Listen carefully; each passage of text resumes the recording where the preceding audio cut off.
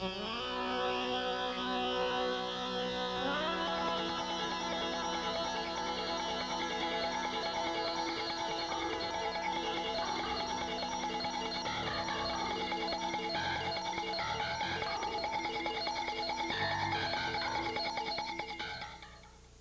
verão no Rio de Janeiro sempre traz uma preocupação a mais, além de ir à praia. É a preocupação de chuva. E são muitos os casos de chuva causando deslizamentos, confusões, tanto que o próprio Estado e município tomam agora a precaução de tentar, digamos, prevenir, remover pessoas na hora. Só que a hora exata que a chuva vai cair, esse é que é o grande problema. Como prever isso, né? Por mais que se mantenha um sistema, é duro saber como. Para isso existe um serviço de meteorologia, exatamente essa questão de previsão de tempo e como as pessoas se relacionam com essas mudanças climáticas que nós vamos discutir hoje, esse assunto. Eu vou apresentar inicialmente para vocês a Grace, que cuida exatamente do aspecto de divulgação. Já há algum tempo a Grace, geógrafa, passou a se dedicar à divulgação de previsão de tempo, essas questões. Vamos conversar já já com ela. Temos aqui a meu lado também o Dr. Rubens Leberman, que é reumatologista, e vai poder ver com a gente também aquele negócio das pessoas, né? A relação das pessoas com o tempo, e até alguns que não usam ciência nenhuma, né? O próprio corpo para prever. E por fim, o Luiz Carlos Austin, do Serviço de Meteorologia do Rio de Janeiro, responsável aqui pela previsão de tempo na área do Rio de Janeiro. E com o Luiz Carlos a gente já vai começar a ver uma questão que nós discutimos até recentemente aqui no programa, a importância de uma previsão para a área agrícola, por exemplo, é muito grande, tanto que o Brasil acaba agora de fazer uma concorrência para comprar um satélite que permita esse exame. Mesmo sem, o computador, né, que vai ajudar, mesmo sem este supercomputador que permita uma melhor análise dos satélites, já é possível ter um bom grau de previsibilidade? Bom, em primeiro lugar, o satélite meteorológico, ele é uma ferramenta de trabalho.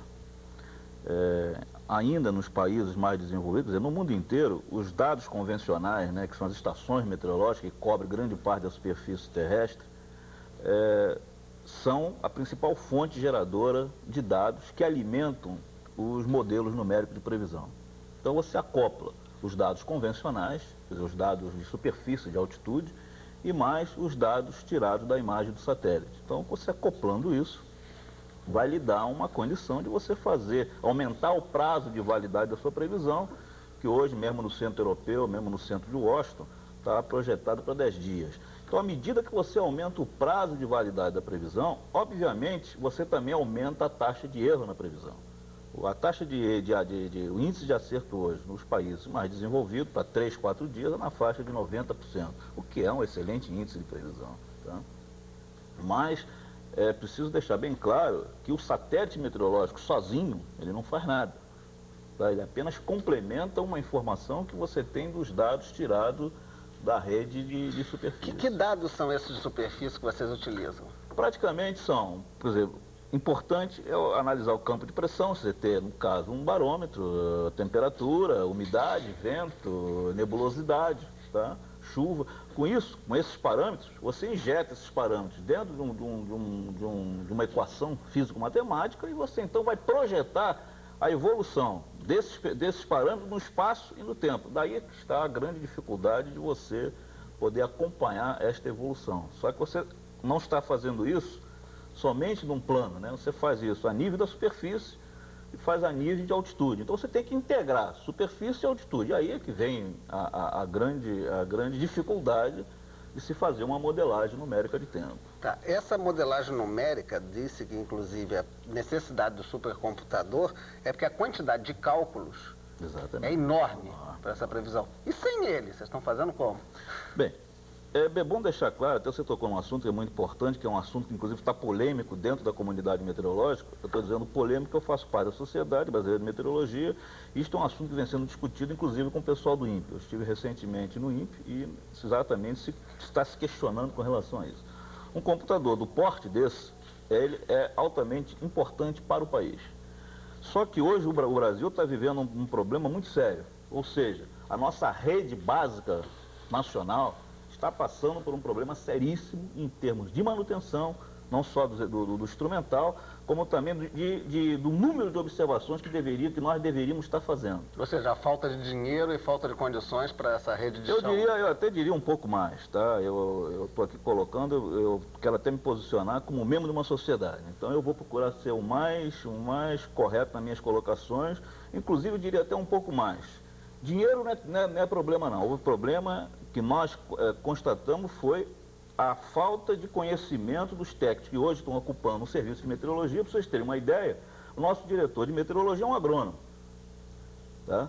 Quando deveria ser um profissional da área. Tá? Eu tenho 20 anos de trabalho no meu setor operacional, e sem nenhuma modéstia, eu conheço minha área operacional bastante a fundo, e sei da problemática que envolve tudo isso. Então, essa investida da política dentro de um órgão eminentemente técnico gerou tudo isso que nós estamos passando hoje.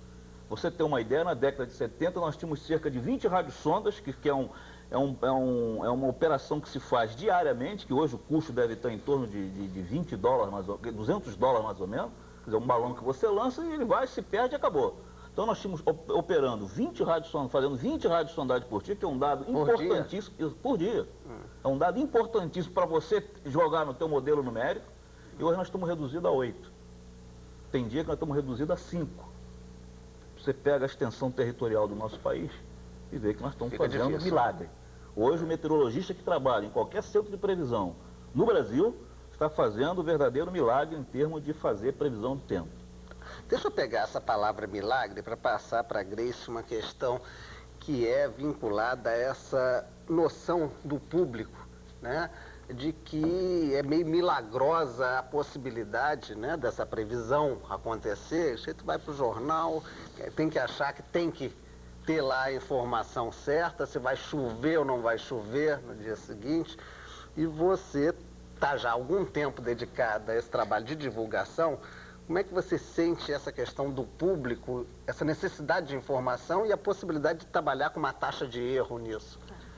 A principal dificuldade de se lidar com a meteorologia é que há um desconhecimento das dificuldades, como o Austin colocou. Para se fazer uma previsão de tempo, é um trabalho que requer muito cuidado, requer muita informação e que sempre terá uma margem de erro.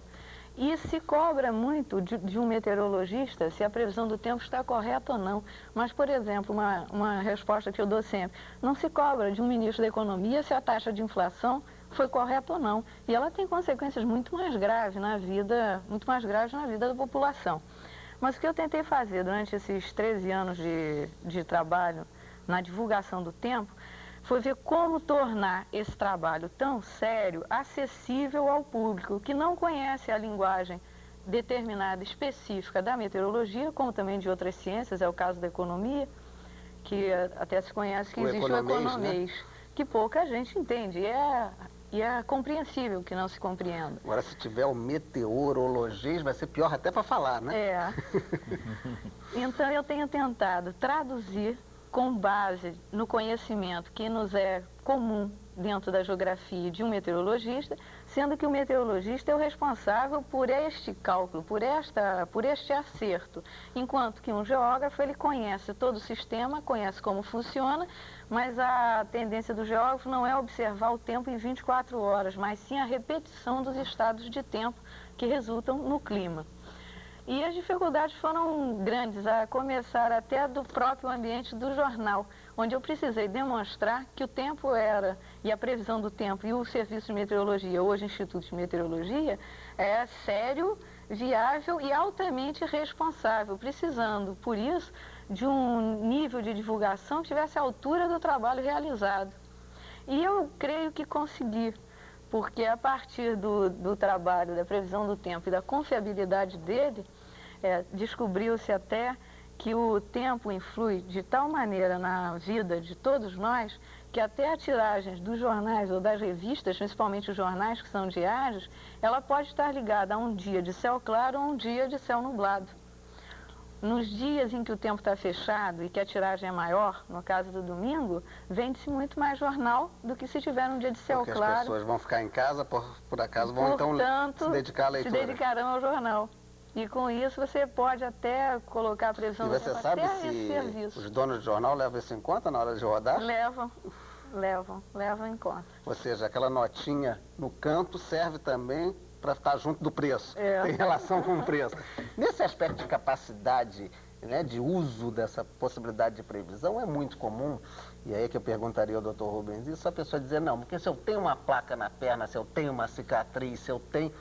As pessoas realmente têm a possibilidade técnica e científica de sentir uma mudança, ou seja, essa sensibilidade de mudança de pressão, de umidade? Veja bem, o paciente portador de qualquer enfermidade reumática, e mais essencialmente uma dor articular, desde que esse processo seja um processo crônico de longa evolução, ele tem a sensibilidade, por incrível que pareça, de predizer, em algumas ocasiões, quando é que vai chover. Então é muito comum uma pessoa chegar e dizer, pois é, eu acho, amanhã vai chover, porque eu estou sentindo uma dor aqui no calcanhar. E quando isso acontece, eu nunca falho.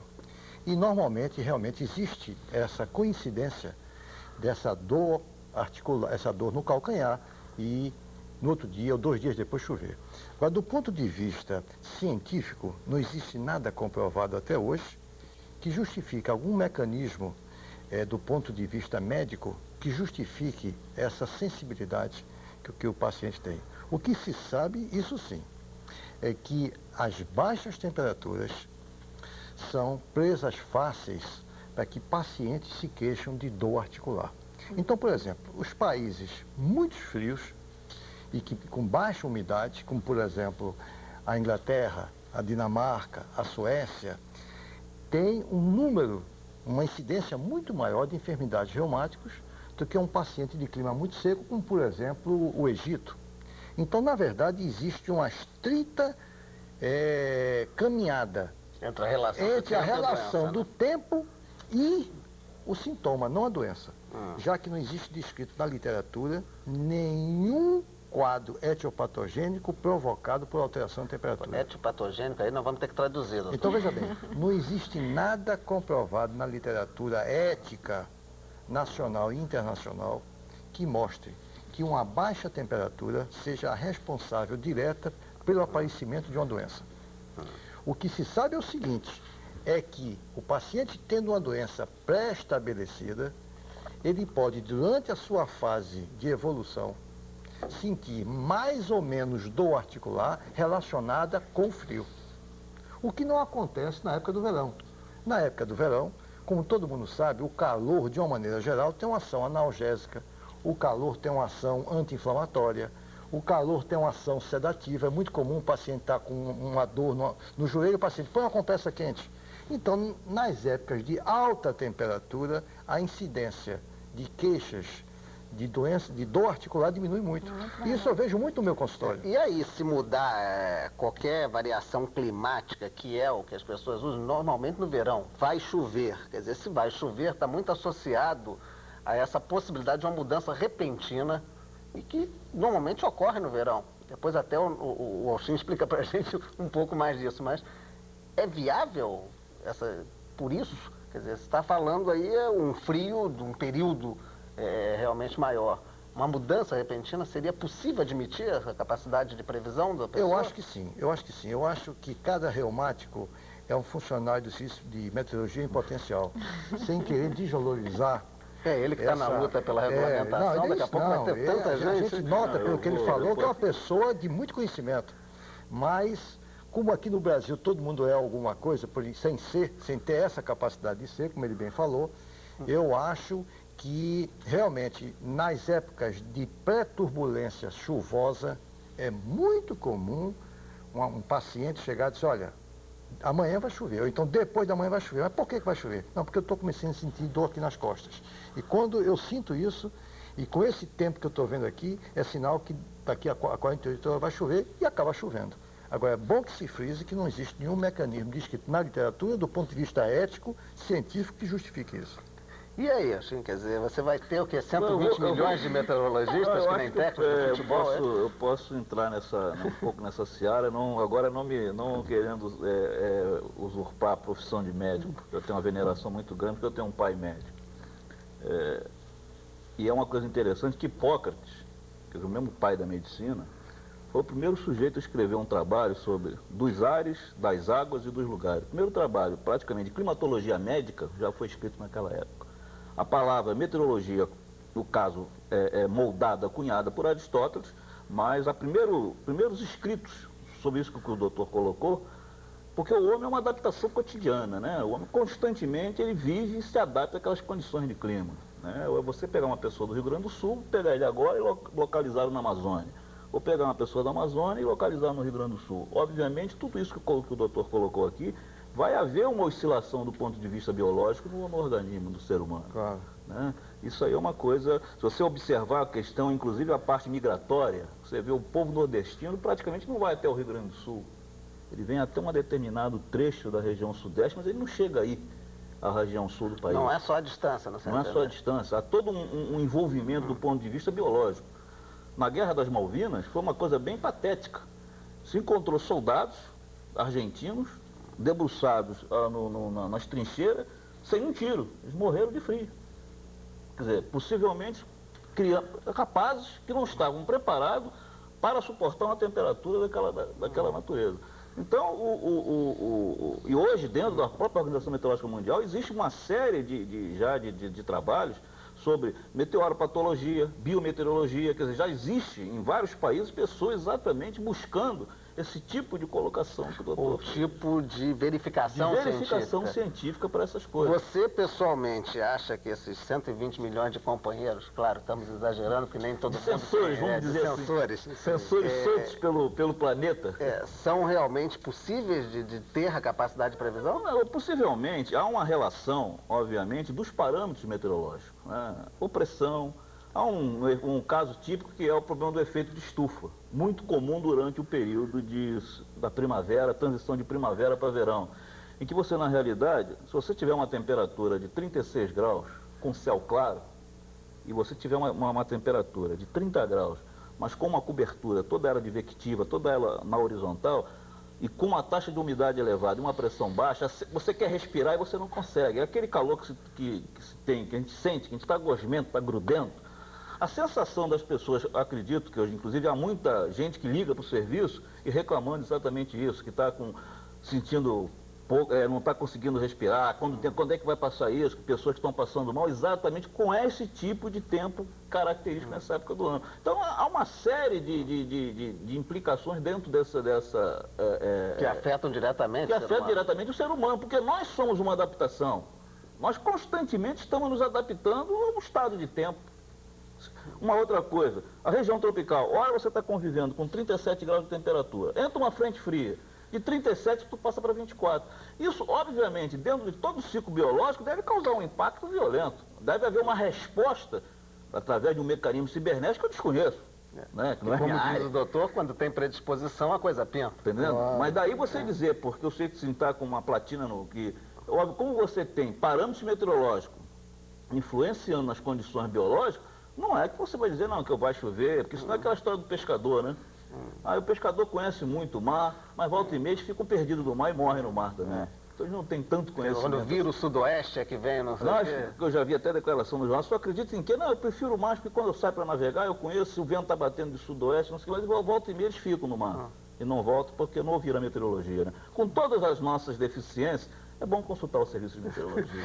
Grace, um aspecto aí do seu trabalho é que normalmente quem procura o serviço, né, ou a meteorologia, no caso da grande cidade, mais a visão do vou à praia, saio com guarda-chuva ou não. Né?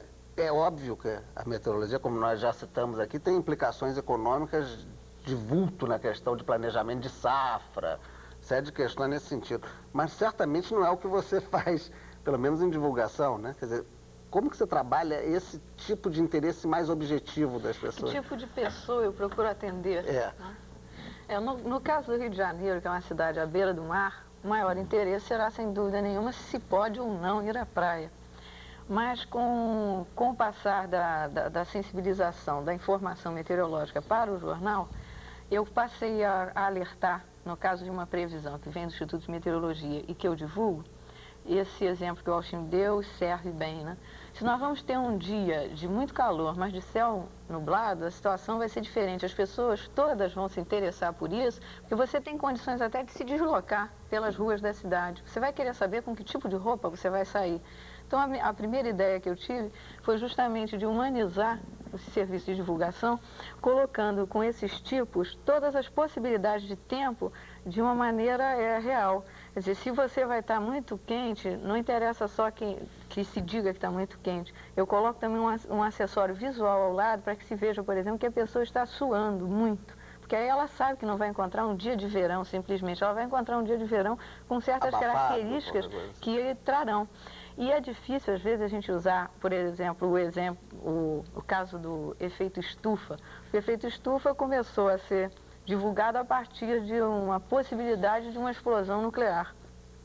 Mas o tempo nos dá, de uma maneira muito mais suave, o que será o efeito estufa, que são justamente todas essas sensações descritas pelo colega, né? Não, pelo doutor Rubens. Dr. Rubens, porque você se sente efetivamente mal. Você tem dificuldade de andar nas ruas, você tem dificuldade de exercer a sua profissão, porque você estará sob condições que são hostis ao seu organismo.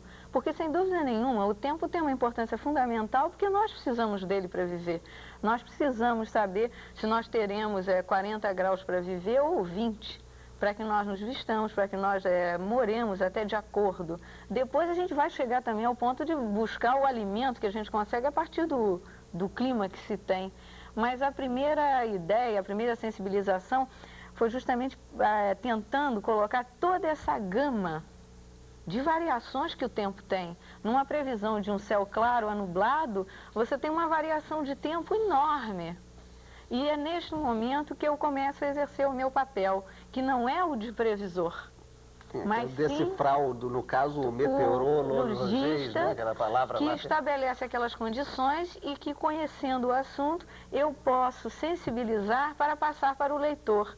E eu creio que foi por aí que eu consegui o primeiro espaço, pelo menos que eu saiba, na imprensa, para a divulgação do tempo. Rapaz, aí que pega. Eu me lembro que você, quando começou, apareceu por acaso, eu trabalhava na Globo na época, você foi lá para ser o que seria aquele personagem americano. Um mapa atrás, vamos aqui vai chover, aqui vai dar, uma série de informações.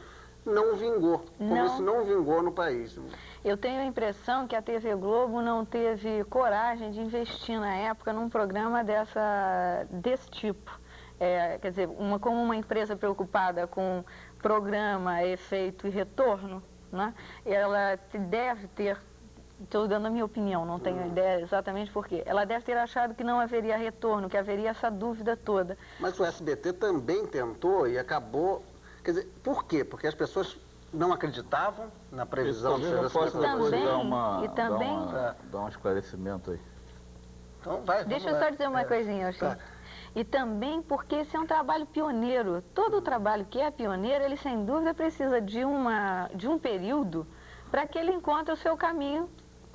Mas você acha que houve uma dificuldade, por exemplo, da coisa dar certo? Porque nos Estados Unidos continua uma febre, porque você só sai vê aquilo para saber o que vai fazer no dia seguinte. Mas o que nós temos... a nossa condição meio turbulenta de tempo? Não, André, não é só isso. É que nós temos também sempre a ideia o que ocorre nos demais países, principalmente aqueles que nós chamamos de desenvolvidos, os Estados Unidos, os países europeus.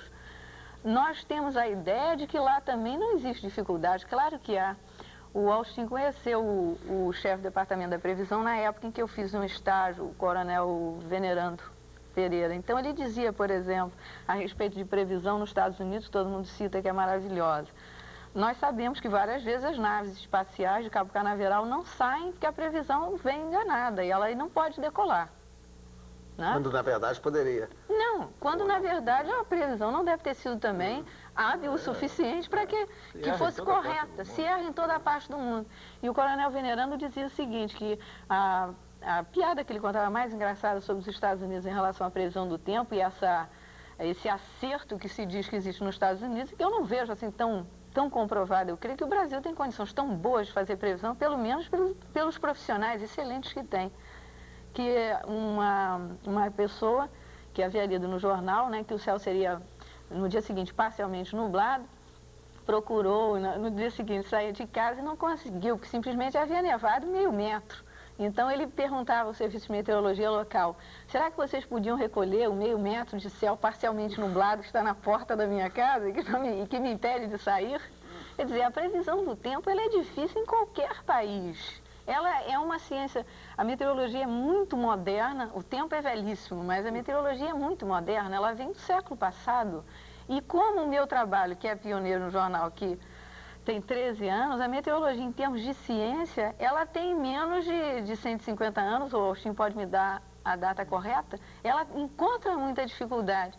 E o que eu creio ter conseguido é um caminho que mostra que ela é séria, que ela é super necessária e que cada vez com a modernização de todas as funções humanas, ela será cada vez mais necessária. Daí o espaço está aumentando. Você estava querendo interferir nisso, até vamos aproveitar aquele aspecto que na Europa uma nevada dessa, ou meio metro de céu nublado, como ela colocou, altera ao ponto da pessoa não poder sair para trabalhar. Claro. Uma neve dessa e tal. No caso brasileiro, a gente que não leva em conta, mas também sair para trabalhar com 40 e tantos não é fácil. E aqui a gente não interrompe, né? Ou não tem essa desculpa para poder interromper. Esse clima diferente é uma justificativa para a previsão não ter dado certo? Exatamente isso. Se você observar o seguinte, ela colocou ali, cada região vê a informação meteorológica de uma forma. Uma previsão de tempo bom, ela pode ser bom, o tempo em si para você será excelente, para ele não. Tá? O comportamento do tempo, ele é função do usuário. Olha, se você pegar a maioria dos países no hemisfério norte, vive debaixo de ciclones, tornados, grandes nevascas. O peso do ponto de vista socioeconômico em cima disso é uma coisa violenta. No Brasil nós convivemos com o quê? Com as inundações clássicas, cíclicas. Se você pegar agora isso que está ocorrendo no Brasil e for se reportar alguns jornais de alguns 10, 15 anos atrás, você vai encontrar que as áreas são as mesmas, os problemas são os mesmos, as soluções é que não apareceram. O que nós temos? Seca, inundação, só, mais nada. Nós só temos isso. Nos outros países, você convive com inundação, com seca, nevasca, que paralisa toda uma cidade, paralisa todo um processo industrial. Na década de 70, o americano, quer dizer, foi uma época, uma década que foi altamente conturbada em termos de flutuação climática, trouxe prejuízos sociais e econômicos no mundo inteiro. O Brasil foi vítima disso, com aquela grande geada que ocorreu em 75, que dizimou desde o sul até toda a região centro-oeste do país, culminando com a crise de petróleo na década de 70, 173 por aí, que levou, inclusive, a uma grande reunião em Genebra sobre o problema exatamente voltado para a área dessas flutuações climáticas. A partir daí se começou a dar muita ênfase, porque todos os países foram atingidos por isso, né? Então, o que seria uma seca, por exemplo, no Nordeste, há 100 anos atrás, você vai encontrar registros disso. Qual é o peso econômico disso? Não tinha nenhum. Hoje, nas bolsas de gêneros alimentícios, existe meteorologistas, computadores funcionando praticamente 24 horas por dia, para exatamente monitorar toda a condição de tempo no mundo inteiro, para você ditar os preços nos mercados internacionais. Um centro de alta pressão hoje ele mexe com uma bolsa de Nova York, com a bolsa de Londres e por aí vai. E com a saúde para terminar, doutor, isso que a gente chegou a colocar realmente não é danoso, embora o senhor tenha dito que o calor amortece. Estamos aí em pleno verão, 40 e tantos graus, de repente uma britadeira, não pode se arrebentar a saúde numa dessa, não? Olha, eu acho o seguinte, eu acho que toda temperatura elevada, ela é extremamente expoliativa, seja principalmente do ponto de vista físico. Ele leva à desidratação, leva a uma exposição maior ao sol, que é um assunto que está na ordem do dia hoje. A pele e o sol, está acabando esse negócio de ir para a praia e ficar olhando para o sol. Isso aqui, o envelhecimento... Arrebenta com a pele. Arrebenta isso, não, envelhece a mulher envelhece, e esse envelhecimento não aparece agora, esse envelhecimento vai aparecer 4, 5 anos depois. Quer dizer, e é o tributo que se paga para ficar 48 horas bonito. É o tempo que demora para a pessoa ficar queimada. Depois disso, ela vai pagar um tributo muito alto. Agora, eu gostaria o colega aqui citou um assunto que é muito interessante, que é a climatoterapia. O Brasil é muito rico de fontes de água mineral, de fontes com temperaturas elevadas, que vocês têm aí essas caldas novas que eu tive lá, e sempre contam uma piada de um brasileiro que, como sempre, menosprezando o Brasil, ele tinha uma dor articular que não melhorava e ele soube que tinha um local na França, em Vichy, e que lá seria bom. E ele, antes de ir a Vichy, ele foi a Paris e procurou uma autoridade nesse assunto, mas não disse de onde veio. E disse que estava com uma dor articular, que já tinha muito lugar, e falou e perguntou se Vichy era bom. E esse professor disse, Vichy é muito bom, mas tem um lugar muito melhor, Caldas de Cipó, na Bahia, no Brasil. Quer dizer, isso para mostrar de que a gente deve se valorizar e mostrar que o Brasil, apesar dessas temperaturas, o Brasil é muito feliz, como ele bem falou, o Brasil não tem ciclone, o Brasil não tem terremoto, não tem maremoto, não tem maremoto, quer dizer, o Brasil vive, graças a Deus, do futebol e que alimenta todo mundo, né? É vitamina, sais minerais, esse negócio todo.